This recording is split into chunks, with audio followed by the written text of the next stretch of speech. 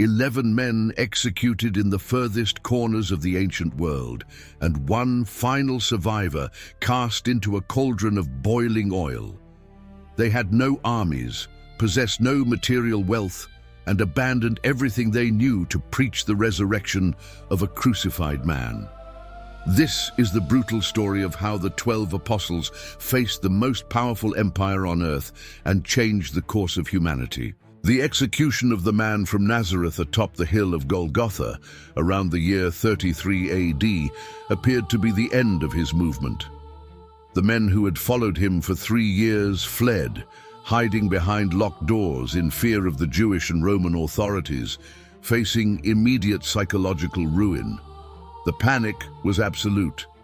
Roman law reserved death by crucifixion for rebels and the lowest class of slaves, making simple association with a condemned man a social and physical death sentence. Yet within a period of just 6 weeks, those same men emerged from the shadows with a courage that defied human reason.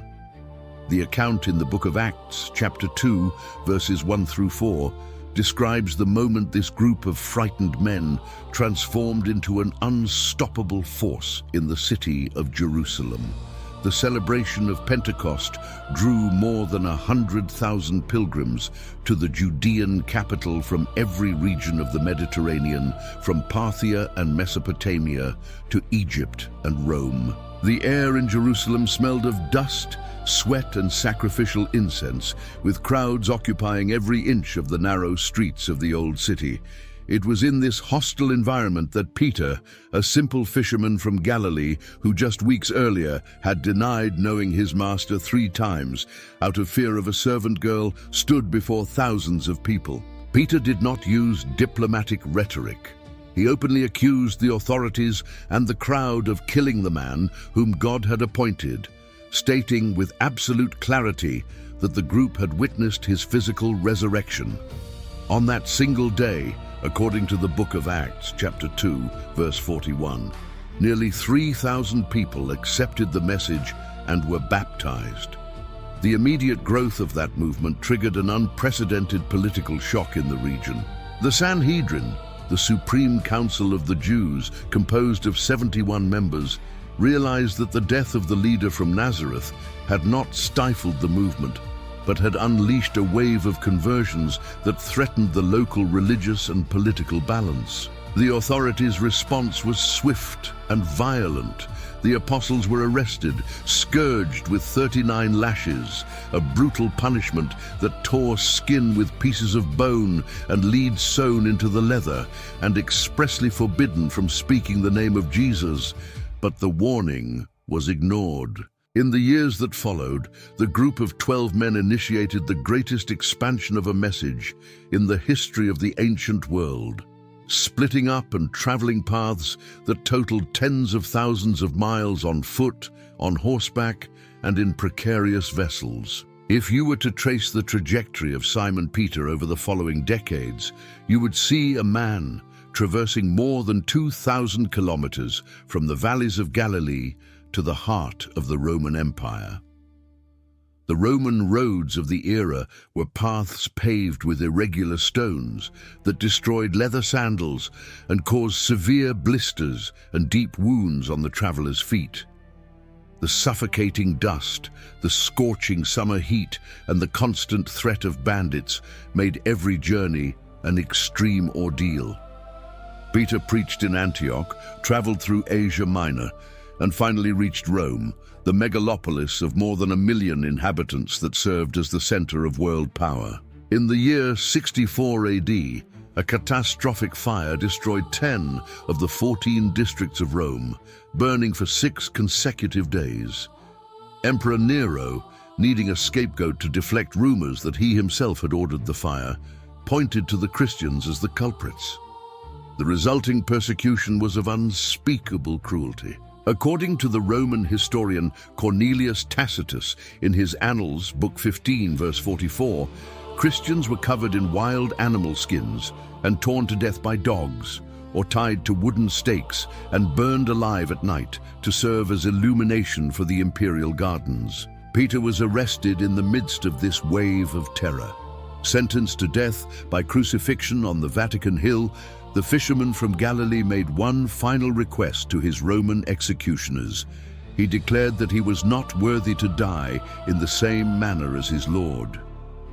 The Roman soldiers, accustomed to daily brutality, granted the request with coldness.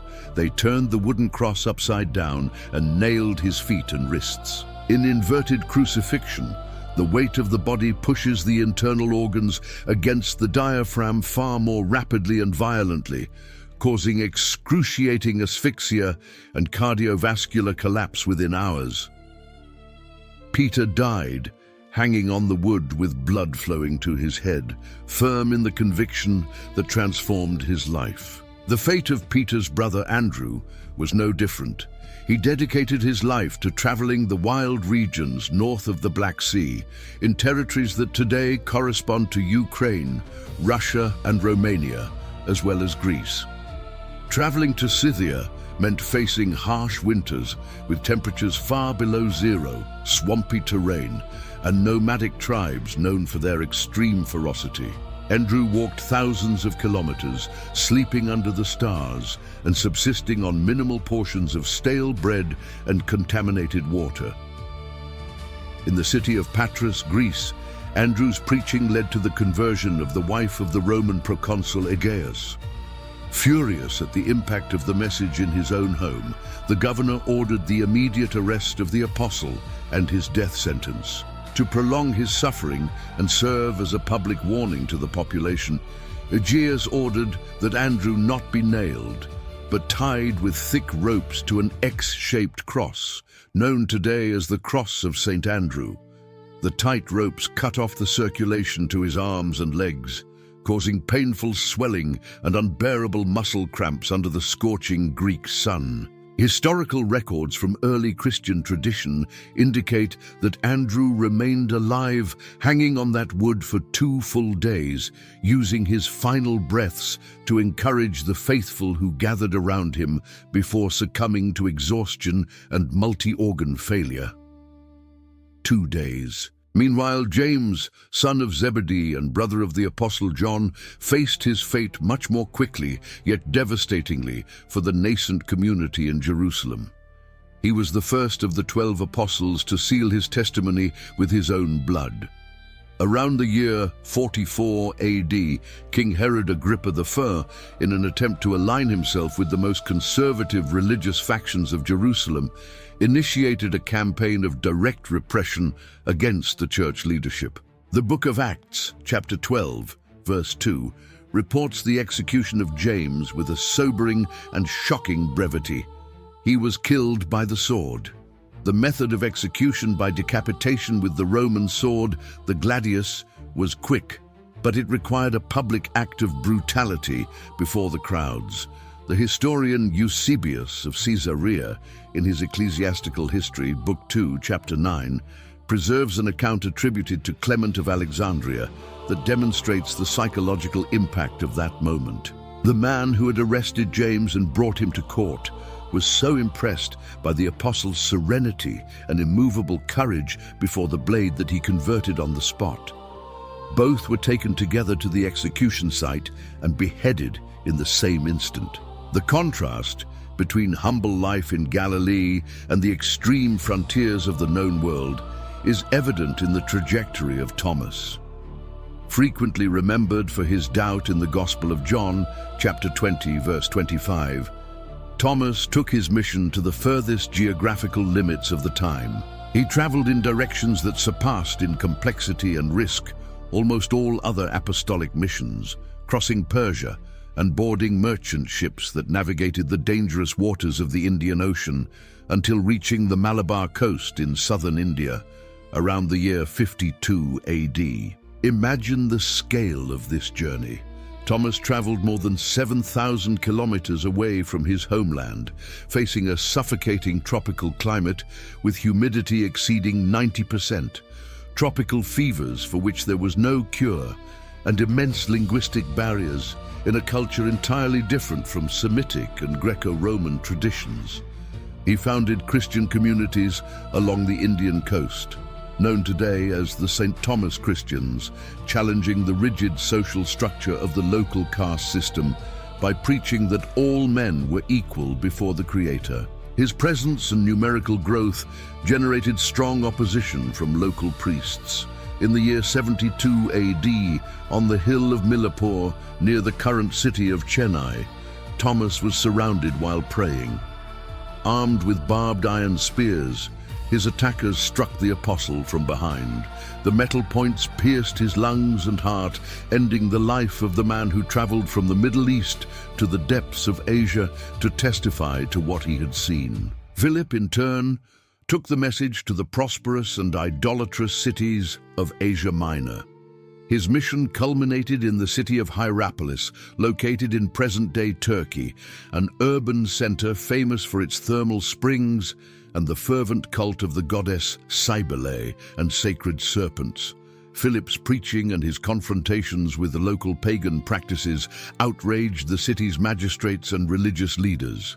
Philip was arrested, severely beaten, and taken to the public execution site. Apocryphal narratives and accounts from early historians indicate that Philip was hung upside down on a wooden structure, with iron hooks piercing his ankles and heels to ensure prolonged suffering.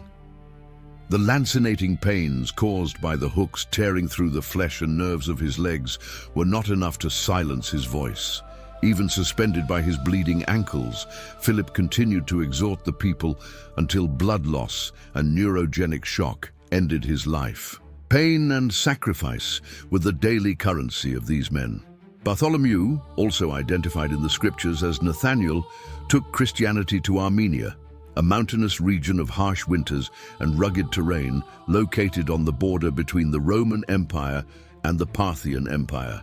He succeeded in converting King Polemius, but this victory provoked the fury of the king's brother Astyages, who feared the loss of ancestral traditions and the political power linked to pagan temples. The martyrdom of Bartholomew in the city of Albanopolis is considered one of the most brutal in all of antiquity. The apostle was condemned to flaying, a Persian torture method reserved only for the worst traitors and criminals of the time. The executioners used extremely sharp blades to cut human skin and separate it from the underlying muscles and tissues while the victim remained fully conscious. The physical agony of flaying causes unimaginable pain through direct exposure of the nerve thermoreceptors, followed by thermal shock and massive loss of bodily fluids. As if flaying were not enough to end his life, Bartholomew was subsequently crucified upside down, ending his journey of pain. The trajectory of Matthew, the former tax collector who abandoned a post of wealth and financial comfort in Capernaum to follow an itinerant preacher, shows an identical pattern of renunciation and brutality. The work of a tax collector in the first century guaranteed extreme financial security and protection from Roman forces, making Matthew's decision an act of total rupture with the material world. After the dispersion of the apostles, Matthew preached in Judea and wrote his gospel focused on the Jewish public, citing dozens of Old Testament prophecies to prove the messiahship of Jesus. Later, Matthew traveled to the regions of Ethiopia in Africa, facing the merciless sun, water shortages, and the dangers of traveling through territories where Roman laws had no reach. In the city of Nabadar, Matthew confronted King Hyrtacus, who wished to take the Virgin Iphigenia, a convert to Christianity, as his wife. Because he refused to support the ruler's will and defended the young woman's moral commitment, Matthew was marked for death. While he was celebrating worship with the local community at the altar, a soldier sent by the king approached from behind and drove a heavy sword into Matthew's back, piercing his rib cage and killing him on the sacred spot itself. The lives of these men were marked by exhausting journeys and direct confrontation with the prevailing powers of their time. James, son of Alphaeus, also known as James the Less, played a crucial role in strengthening communities in Palestine and neighboring regions. His ascetic stance and continuous dedication to prayer earned him immense respect among local populations, but also attracted the enmity of religious leaders in Jerusalem. He was taken to the top of the pinnacle of the Jerusalem Temple, a structure dozens of meters high above the Kidron Valley, and pressured to deny the resurrection before the crowd. Before the people, James reaffirmed his faith with a firm voice. Furious, the religious leaders pushed him from the top of the structure. The fall of dozens of meters onto the stones of the valley broke the bones of his legs and pelvis, but did not kill the apostle immediately. Fallen in the dust and bleeding profusely, James pulled himself to his knees to pray for his attackers. It was at that moment that a man from the crowd, armed with a heavy fuller's club used in washing fabric, dealt a violent blow to his head, crushing his skull and ending his physical pain. Simon the Zealot carried before his conversion a violent and radical political ideology. The Zealots were a group of militant Jewish patriots who advocated armed struggle against Roman rule, promoting strategic assassinations and ambushes against imperial soldiers. The transformation of Simon into a preacher of peace and love for one's neighbor was one of the deepest contrasts of that group.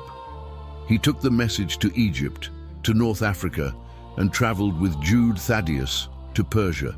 In Persia, in a city dominated by pagan priests who worshipped the sun and the moon, Simon and Jude Thaddeus were surrounded by an enraged mob incited by local religious leaders. Simon was arrested and subjected to a terrible death. The executioners hung the apostle upside down and used a heavy wooden saw to cut his body in half, starting from the hip.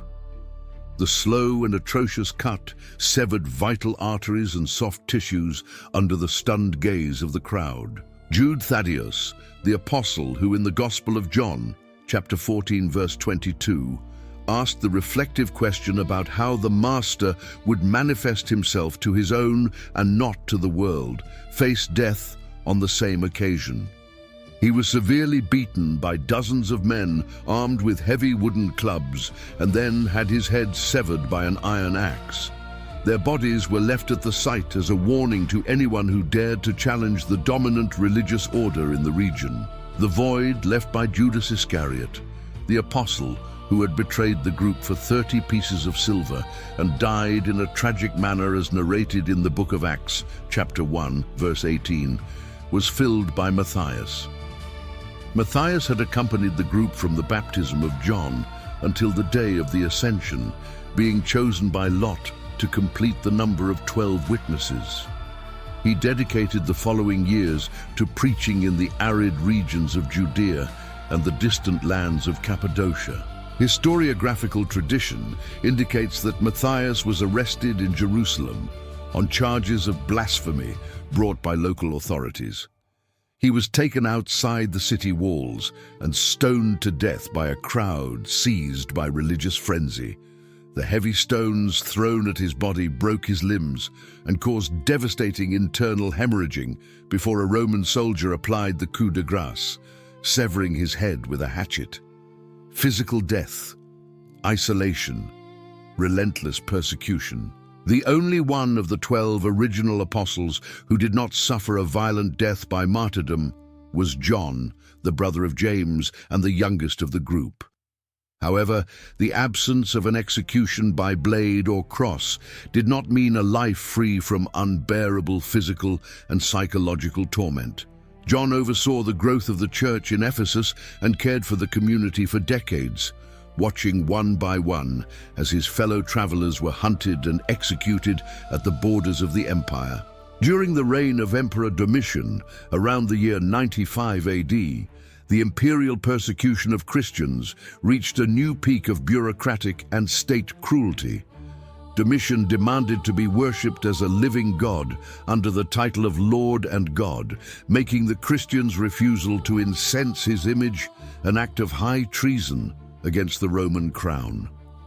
John was arrested in Ephesus and taken in chains to Rome to be subjected to a public execution in the amphitheater or near the Latin Gate. The punishment reserved for John was immersion in a cauldron of boiling oil. The temperature of boiling oil exceeds 200 degrees Celsius, and human immersion in such liquid instantly destroys the epidermis and dermis layers, causing fulminating thermal shock and death in a few seconds of indescribable pain. Historical records from Tertullian in his work Prescription Against Heretics, chapter 36, state that, through an extraordinary providential intervention, John emerged from the cauldron without suffering any permanent physical damage, leaving the executioners and the crowd in a state of absolute shock. Unable to kill the old apostle and fearing the impact of that event on the local population, Emperor Domitian opted for a sentence of eternal isolation.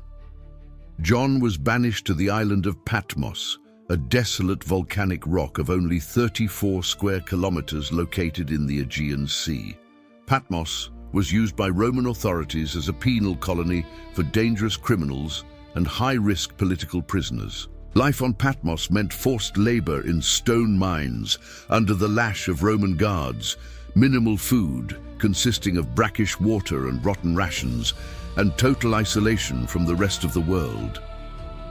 At 80 years of age, the Apostle John's body bore the marks of a lifetime of exhausting travel, imprisonment, and physical hardship.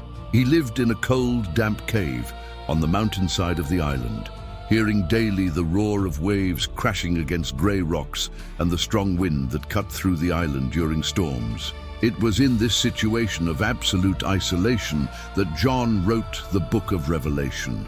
Chapter 1, verses 9 and 10 describe his condition directly.